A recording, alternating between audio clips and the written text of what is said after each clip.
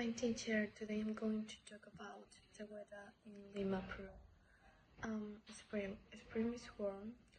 It is sometimes when people walk parks and see flowers. I have to wear a light jacket in the morning. I don't have to wear a heavy clothes.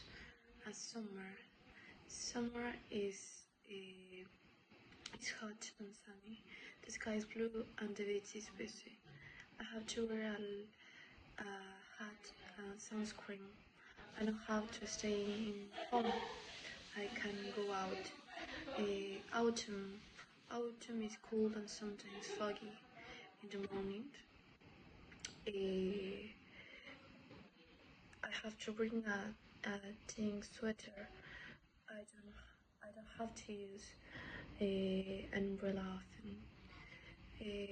Winter is cold and humid with uh, light mist called Garua.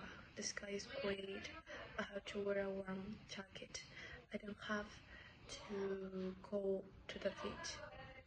My favorite season is summer because I like the hot weather and go to the beach.